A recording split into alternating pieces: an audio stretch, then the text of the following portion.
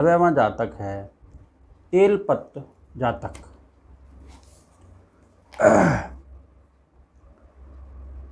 समिति तक्कं अनशेष संकति। यह गाथा शास्ता ने शुंभ राष्ट्र में सेतक नामक निगम के पास एक वनखंड में विचरते हुए जनपद कल्याणी सूत्र के बारे में कही।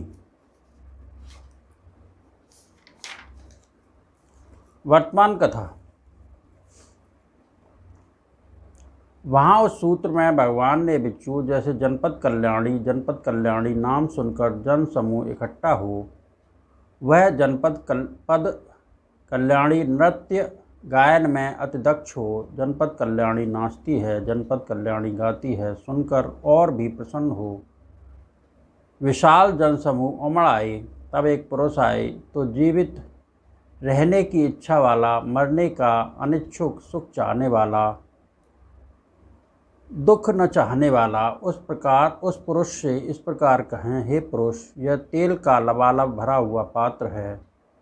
इसे जनसमूह और जनपद कल्याणी के बीच से होकर ले चलो। तुम्हारे पीछे पीछे एक जन तलवार उठाए चलेगा, जहाँ तनिक भी तेल गिरा वहीं तेरा सिर काट डालेगा।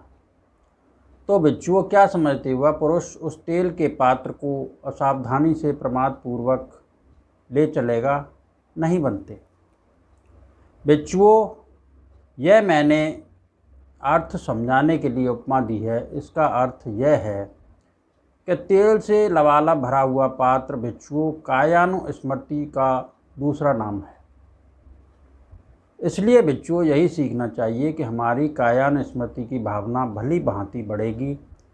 यही बिच्छुओं सीखना चाहिए। इस प्रकार शास्ता ने जनपद कल्याणी सूत्र सतीपट्ठान सयुत समुत निकाय की उसके शब्दों तथा अर्थों के साथ व्याख्या की।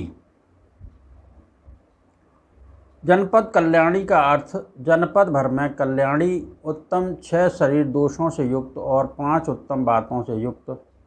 वह न अधिक लंबी, न अधिक छोटी, न अधिक पतली, न अधिक मोटी, न अधिक काली, न अत्यधिक गौर मानसी वर्णों से बढ़कर लेकिन देवी वर्ण तक नहीं पहुंची हुई। अतः 6 शरीर दोषों से युक्त, उत्तम चर्म, उत्तम मांस, उत्तम नसें, उत्तम हड्डियाँ तथा उत्तम आयु तरों, इन 5 उत्तम बातों से युक्त होने के कारण 5 उत्तम बातों से युक्त कही गई। उसे बाह्य दीप्ति की आवश्यकता नहीं। अपने शरीर की दीप्ति से ही 12 हाथ के स्थान को प्रकाशित करती पियोंग रंग की या सोने के रंग की थी। यह उसके चर्म की उत्तमता रही। उसके हाथ पैर तथा मुंह लाक्षारस रंजित से या लाल मूंगे या लाल कम्बल के समान थे। यह उसके मांस की उत्तमता रही। 20 नाखूनों तक पहुँची मांस के साथ संलग्न लाख लाक्षारस पूरी सी मांस से मुक्त दूध की धार के समान उसकी नसें थीं। यह उसकी नसों की उत्तमता रही। 32 दांत सुंदर धवल वज्र पंक्ति सम चमकते थे। यह उसकी हड्डियों की उत्तमता रही। 20 वर्ष की आयु होने पर भी 16 वर्ष की सी प्रतीत होती थी। यह उसकी आयु की उत्तमता रही। परम पासा विनीत पशवनंग पशढंग, जिसका परम उत्तम ढंग है, जो परम पासा विनि नृत्य में, गीत में उत्तम ढंग अर्थात उसका नृत्य, उसका गायन श्रेष्ठ ही था। अथ पुरुषो आगच्छे याति, अपनी इच्छा से नहीं आए। इसका अर्थ जनता के बीच में जनपद कल्याणी द्वारा नृत्य करते हुए लोगों के साधु साधु कह कर चिल्लाने, अंगुलियां चटखाने, चोलियां उछालने का समाचार सुनकर राजा ने बंदी गृह से एक आदमी बुलवाकर उसकी बेड़ियां कटवा तेल से लबालब भरा पात्र उसके हाथ में दे। एक कृपाण हस्त व्यक्ति था। आज्ञा दी, इसे जहाँ जनपद कल्याणी का नृत्य हो रहा है वहाँ ले जाओ। यदि प्रमादवश यह एक बूंद तेल भी गिरा दे तो वहीं इसका सिर काट दो। वह जन तलवार उठाकर उसको धमकाता हुआ वहाँ ले गया। उसने मरने के भय से भयभीत हो जीवित रहने की इच्छा के कारण असावधानी से उसे भूल एक बार भी आँख खोलकर जनपद कल्याणी को नहीं देखा। इस प्रकार यह भूतपूर्व कथा है। सूत्र में तो यह संक्षेप में आई है। उपमा खोम्यायंती, यहाँ तेल पात्र की कायान स्मृति से उपमा दी गई है। उसमें राजा को कर्म सदृश समझना चाहिए। तलवार की भांति चित्त की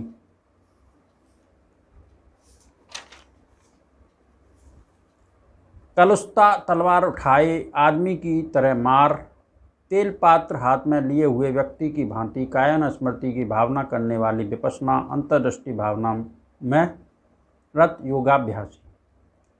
इस प्रकार यह सूत्र लाकर भगवान ने कायन स्मृति की भावना करने वाले मनुष्य के लिए हाथ में तेल पात्र लिए रहने वाले व्यक्ति के समान सावधान रहकर कायन स्मृति की भावना करने की आवश्यकता बताई। भिक्षुओं ने इस सूत्र और उसके अर्थ को सुनकर इस प्रकार कहा, भंते, उस जन ने बहुत बड़ी बात की जो इस प्रकार की सुंदर जनपद कल्याणी को बिना देखे तेल पात्र को लेकर चला गया। भिक्षुओं, उस व्यक्ति ने बहुत कठिन काम नहीं किया, यह तो आसान ही था। क्यों? क्योंकि उसे तलवार उठाए एक आदमी धमकाता हुआ ले जा रहा था। लेकिन पूर्व समय में पंडित लोगों ने अप्रमाद से स्मृति को विस्मृत न कर बनाए हुए दिव्य रूप को भी इंद्रियों को चंचल कर बिना देखे जाकर राज्य प्राप्त किया। यह कठिन कार्य था। यह पूर्व समय की बात कही। अतीत कथा। पूर्व समय में वाराणसी नृपति ब्रह्मदत्त के राज करते समय बोधसत्व उस राजा के 100 पुत्रों में सबसे कनिष्ठ उत्पन्न हो क्रमशः वयस्क हो गए। उस समय राजा के घर में प्रत्येक बुद्ध भोजन किया करते थे। बोधसत्व उनकी सेवा में रहते। एक दिन बोधसत्व ने सोचा, मेरे भाई बहुत हैं, मुझे इस नगर में अपने कुल का राजा मिलेगा अथवा नहीं। फिर उसे विचार हुआ कि यह बात प्रत्येक बुद्धों से पूछकर जानूंगा। दूसरे दिन प्रत्येक बुद्धों के आने पर उसने धर्म करक पानी छानने का पात्र ले पानी छान, पाँव धो, तेल लगा, उनके भोजन ग्रहणोपरांत बैठने पर प्रणाम कर एक ओर बैठ वह बात पूछी। उन्होंने कहा, तुम्हें इस नगर में राज नहीं मिलेगा। यहाँ से 120 योजन की दूरी पर गंधार राष्ट्र में तक्षशिला नाम का नगर है। वहाँ जा सकने पर आज से 7वें दिन राज्य प्राप्त करेगा। लेकिन मार्ग में भीड़ वन से जाने का भय है। उस वन को छोड़कर जाने से 100 योजन चलना होगा। सीधे वन में से जाने से 50 योजन। वह वन अमनुष्य कांतार है। वहाँ मार्ग में यक्षिणियाँ ग्राम और शालाएँ बनाकर ऊपर सुनहरे तार, खचित वितान, बहुमूल पलंग बिछवा, रेशमी वस्त्रों के विविध पर्दे आच्छादन लगा, स्वयं को दिव्य अलंकारों से सजा शालाओं में बैठकर जाते हुए आदमी को देखकर उसे मधुर वाणी से आमंत्रित करती हैं। आप थके हुए मालूम देते हैं, यहाँ आकर थोड़ा विश्राम करके पानी पीकर जाएं। बुलाकर उसे आसन दे। अपने हास विलास से मुग्ध कर अपने साथ रमण करने पर वहीं उसे खून निचोड़ते रिश्ते हुए खाकर मार डालती। जिसका रूप के प्रति आकर्षण होता है उसे रूप के द्वारा ग्रहण करती हैं। जिसका शब्द के प्रति आकर्षण होता है उसे मधुर गायन वादन शब्द से, जिसका गंध के प्रति उसे दिव्य गंधों से, जिसका रस के प्रति उसे नाना प्रकार के स्वादिष्ट भोजनों द्वारा, और जिसका स्पर्श के प्रति आकर्षण होता है उसे दोनों ओर लाल रंग के तकियों वाले दिव्य शयनासनों से ग्रहण करती हैं। यदि इंद्रियों को बिना चंचल किए, उनकी ओर बिना ध्यान दिए स्मृति को सावधान रखा जाए तो 7वें दिन राज्य लाभ करेगा। बोधसत्व ने कहा, बनते वे रहें, अब मैं आपका उपदेश ग्रहण करके क्या उनकी ओर देखूंगा। फिर प्रत्येक बुद्धों से परित्रण धर्म देशना, विशेष सूत्र पाठ जो आपत्ति काल में रक्षा करते हैं कहलवा, परित्त की बालू, परित्त का पानी तथा परित्त सूत्र लेकर प्रत्येक बुद्धों तथा माता पिता को प्रणाम कर घर में जा अपने जनों को कहा, मैं तक्षशिला में राज्य पाने जा रहा हूँ, तुम यहीं रहो। उनके 5 जनों ने कहा, हम भी चलेंगे। तुम नहीं चल सकोगे। मार्ग में यक्षिणियाँ रूपादि द्वारा आकर्षित होने वाले जनों को रूप सौंदर्य का लोभ दे फंसा लेती हैं। बहुत अधिक भय है, मैं तो अपने बल का अनुमान कर जा रहा हूँ। देव, क्या तुम्हारे साथ जाते हुए हमें जो रूप अच्छे लगेंगे हम उधर देखेंगे? हम भी आप सदस्य ही चलेंगे, तो अप्रमादी होकर रहना। क्या बोधसत्व उन 5 आदमियों को ले मार्ग पर चल पड़े। यक्षिणियाँ ग्राम आदि बनाकर बैठी थीं। उनमें जो रूप के प्रति आकर्षित होने वाला व्यक्ति था, वह उन यक्षिणियों को देख उनके रूप पर मुग्ध हो थोड़ा रुका। बोधसत्व ने पूछा, भो क्यों थोड़ा रुक क्यों गई हो? देव, मेरे पाँव पीड़ित हैं, थोड़ी देर शाला में बैठ कर आता हूँ। भो, यह यक्षिणियाँ हैं, इनकी इच्छा मत करो, जो होना है सो हो। देव, मैं तो अब चल नहीं सकता। अच्छा, तो पता लगेगा। क्या बोधसत्व शेष चारों को लेकर चल दिए। रूप पर आकर्षित हुआ वह जन उनके पास गया। यक्षिणियों ने उसे अपने साथ रमण करने पर उसी प्रकार मार आगे जाकर दूसरी शाला बना। उस शाला में नाना प्रकार के वाद्यों को लेकर गाती हुई बैठी। वहीं शब्द के प्रति आकर्षित होने वाला रुका, उसे खा आगे सुगंधित भोजन की दुकान लगा बैठी। वहाँ सुगंधि से आकर्षित व्यक्ति रुका, उसे भी खाकर आगे जाना।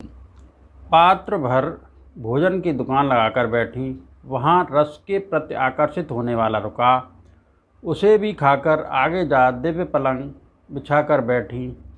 वहाँ स्पर्श के प्रति आकर्षित होने वाला रुका, उसे भी खा गई। बोधसत्व अकेले रह गए। तब एक यक्षिणी ने सोचा, यह बड़ा कठोर आदमी है, मैं इसे खाकर ही लौटूंगी। वह बोधसत्व के पीछे पीछे चली। वन के अग्रिम भाग में वन में काम करने वाले आदमियों ने यक्षिणी को देखकर पूछा, यह तेरे आगे आगे चलने वाला तेरा क्या लगता है? आर्य, वह मेरे प्रिय हैं। लोगों ने बोधसत्व से कहा, भो, यह सुकुमार फूलों की माला सदृश सुंदर बालिका अपने घर को छोड़कर तुम्हारा ही आश्रय देख निकली। इसे बिना थकाए साथ साथ लेकर क्यों नहीं जाते? आर्यो, यह मेरी भार्या नहीं, यह यक्षिणी है, यह मेरे 5 आदमियों को खा गई। आर्यो, जब पुरुष क्रुद्ध होते हैं तो अपनी भार्या को यक्षिणी भी बनाते हैं, प्रेतनी भी बताते हैं। उसने चलते चलते गर्भिणी का रूप स्वांग बना और फिर पुत्र की माँ होने का सा स्वरूप कर गोद में पुत्र को लिए बोधसत्व का अनुगमन किया। जो देखता वही पूर्व बालों की भांति पूछता। बोधसत्व भी उसी प्रकार उत्तर देते हुए तक्षशिला पहुँचे। वह यक्षिणी पुत्र को अंतर ध्यान कर अकेली ही पीछे पीछे चली। बोधसत्व नगर द्वार में प्रवेश कर एक शाला में बैठे। वह बोधसत्व के तेज प्रभाववश प्रविष्ट न हो सकी और दिव्य रूप बना शाला के द्वार पर ठहरी। उस समय तक्षशिला से निकलकर उद्यान जाते हुए राजा ने उसे देख उस पर अनुरक्त हो उसका कोई स्वामी है व नहीं जान एक व्यक्ति को भेजा। उसने जाकर पूछा, तेरा कोई स्वामी है? हाँ आर्य, यह शाला में बैठे हुए मेरे स्वामी हैं। बोधसत्व ने कहा, यह मेरी भार्या नहीं है, यह यक्षिणी है, मेरे 5 आदमियों को खा गई। उसने कहा, पुरुष जब क्रुद्ध हो जाते हैं तब जो चाहती हैं बोलते हैं।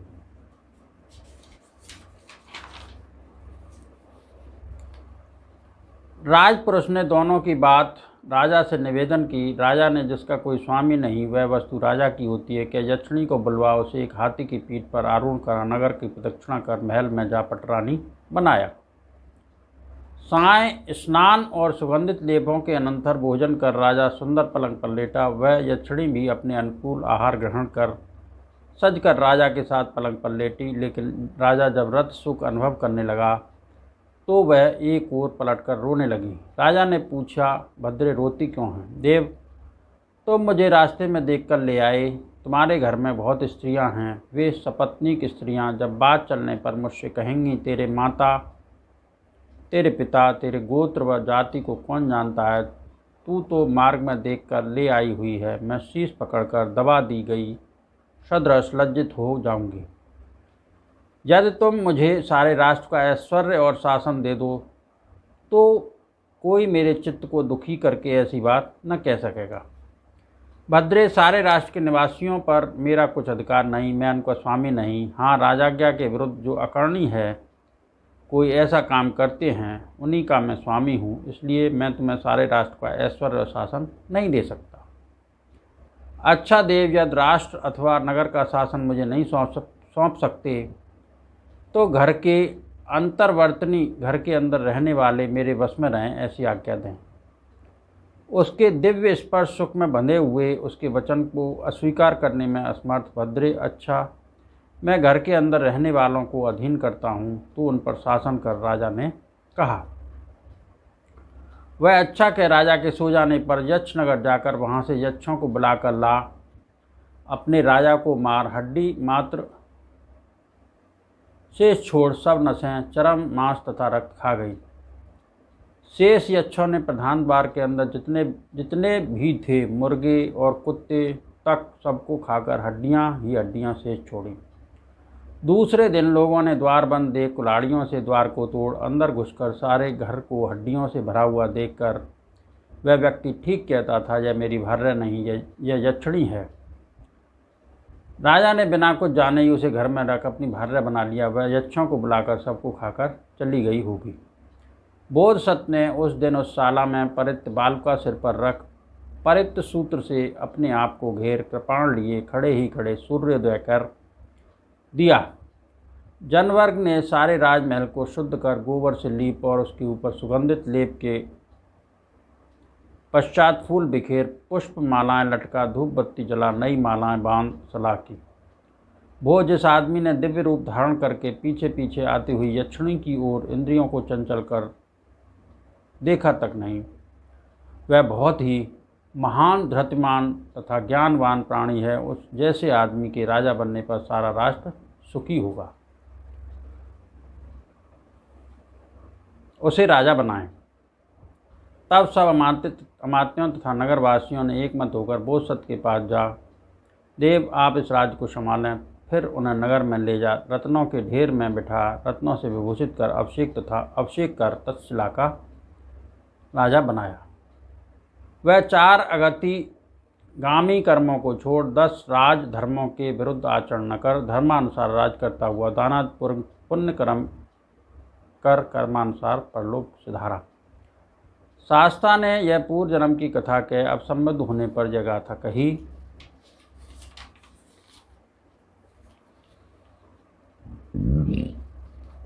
जिस प्रकार किनारे तक लबालब भरे हुए तेल के पात्र को ले चले, उसी प्रकार निर्वाण की इच्छा रखने वाले को चाहिए कि अपने चित्त की रक्षा करे। समतित कंति, किनारे तक भरा हुआ लबालब भरा हुआ, छानने के लिए कुछ शेष न छोड़ तिल का तेल डाला हुआ पात्र हरण करे लेकर जाएं। उस तेल भरे पात्र के सदस्य अपने चित्त को कायन स्मृति तथा संप्रयुत्तान स्मृति के बीच में रख महूत भर के लिए भी बाहर किसी दूसरे विषय की ओर न जाने दें। उस प्रकार योगाभ्यासी पंडित को चाहिए कि वह अपने चित्त की रक्षा करे, संभाल कर रखे, क्योंकि इसीलिए कि कठिनाई से निग्रह किए जा सकने वाले शीघ्रगामी स्वेच्छा से गतिमान चित्त का दमन करना अच्छा है। दमन किया गया चित्त सुख देने वाला होता है।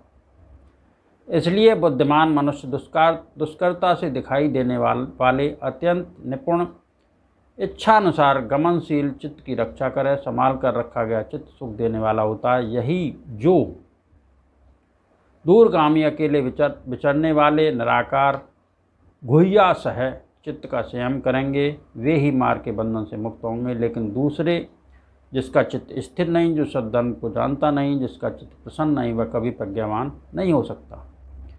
लेकिन जिसका कर्म स्थान स्थिर है, जिसकी चित्त आसक्ति रहित है, जिसका चित्त आसक्ति रहित है, जिसका चित्त स्थिर है, जो पाप पुण्य से परे है, उस जागरूक पुरुष के लिए भय नहीं। इसलिए चित्त चंचल है, चपल है, दुर्रक्ष है, दर निवार्य है। मेधावी पुरुष इसे उसी प्रकार सीधा करता है जैसे बाण बनाने वाला बाण को। इस प्रकार सीधा करते हुए अपने चित्त की रक्षा करें। पथ्यानो दिशंग अगत पब्बंग, इस कायान स्मृति कर्म स्थान को आरंभ करके बिना सिरे के संसार में अगत पूर्व दिशा की प्रार्थना करते हुए, उसे चाहते हुए, कहे हुए नियम से अपने चित्त की रक्षा करें, लेकिन यह अगत पूर्व जहाँ पहले नहीं गए दिशा कौन सी है?